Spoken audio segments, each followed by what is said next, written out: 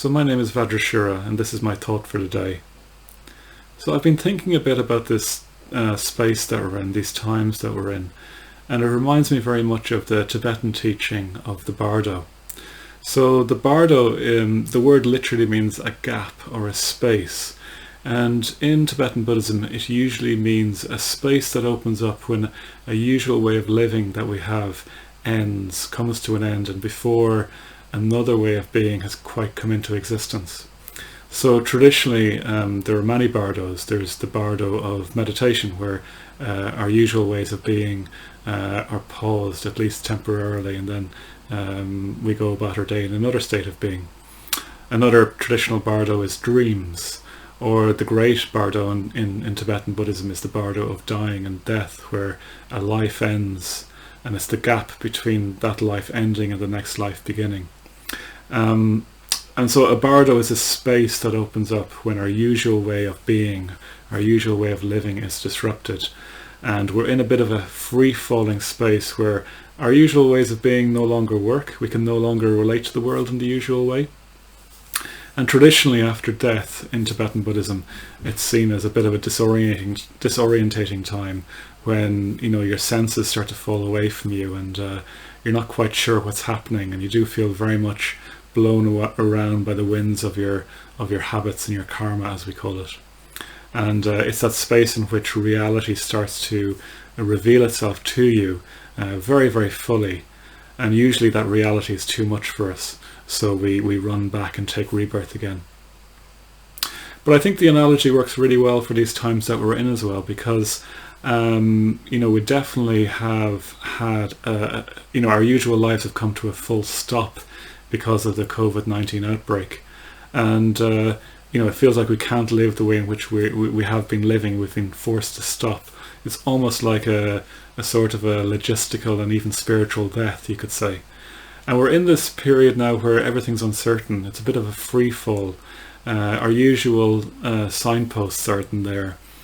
And what's more, because of the added threat of death, it has a weight to it. It feels like, as usually happens around death, normal death, the veil is a bit more thin. Things are a bit more real. Reality is a bit more with us. Reality is a bit more with us. And as a result, at times like this, I certainly find that my usual ways of being in the world don't really work as effectively. My usual refuges, as we call them in Buddhism, no longer quite provide the refuge that I used to enjoy from them previously. So the Bardo is a slightly uncomfortable place to be in. It's not entirely a place we're always at ease, but at the same time, because reality is dawning on us there, it's a time of great opportunity. And indeed, when someone dies in the Tibetan tradition, a lama would often whisper in the person's ear, the dead person's ear, you're in the Bardo now, you need to make the most of this. Don't return empty-handed from the Bardo. Really seek out the truth and try and see the true nature of things. And perhaps what we need in this COVID-19 epidemic, this strange Bardo that we're in right now, where our usual lives have been put to pause and our normal lives haven't resumed again, we need someone whispering in our ear, you're in the Bardo now. Reality is there, much more present. Old age, sickness, death, they're always there, but we can usually shy away from them. We can usually not look at this sort of thing. I mean, what we're experiencing now in this Bardo is what's always there, actually, just a bit more extremely and a bit more undeniably and a bit more inconveniently. So we need something, a voice in our ear whispering, you're in the Bardo now, you're in this Bardo of COVID-19. Make the most of the precious opportunity that we have to practice. The thing about Bardos, they're uncomfortable, they're short, they're perilous, but there are times when you can make incredible gains, you can make incredible progress on the spiritual path.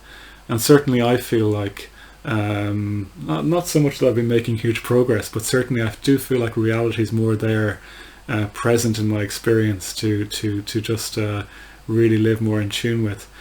I've certainly been living more simply and enjoying the simplicity of that. I've certainly been appreciating spiritual practice more. I've certainly really enjoyed living here with my Buddhist brothers in this community. For example, 2 of them are downstairs now meditating together. Spiritual practice becomes a bit more rich and a bit more real at times like this. So make the most of the precious opportunity of the Bardo. In the Tibetan Book of the Dead, the section of the Tibetan canon from which the Bardo teachings are taken, there's a lovely line which is, improvident indeed would you be if you were to return empty-handed from this life. Improvident indeed would you be if you were to return empty-handed from this life. And I think these times that we're in as well, we would be very improvident if we were to return to normal existence afterwards without having learned anything. One of the things I've heard expressed again and again is people's expressing the desire, I really hope we learn from this. I really hope we take the lessons of this to heart about how little we need actually when it comes down to it, how much the people around us, our family, our friends, how important they actually are, and just how impermanent and intransient life is. And how its delusions and its merry-go-rounds are just merry-go-rounds, how we need to have a more real way of living in the world if we're really going to be happy and contented in the face of life.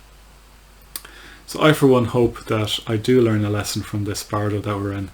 I really hope I can carry the intransiency that's around us in life, the impermanence of life. I hope I can bring an awareness of that back out of the Bardo if and when it finishes, because Bardos are there not just to make us feel uncomfortable about life. They're there to or at least they're opportunities from which we can learn more about the true nature of life, and thereby be happier and more free and live more in tune with how life really is. And that really is what the Buddhist message is about, living in tune with the reality of how life really is. So improvident indeed would we be if we were to return empty-handed from this Bardo. So best of luck with your practice. I hope you make the most of it. I hope you sit with reality rather than shy away from it. In a way, that's all we need to do. We need to remain positive, and we need to sit with the reality on offer in the Bardo. So best of luck with that.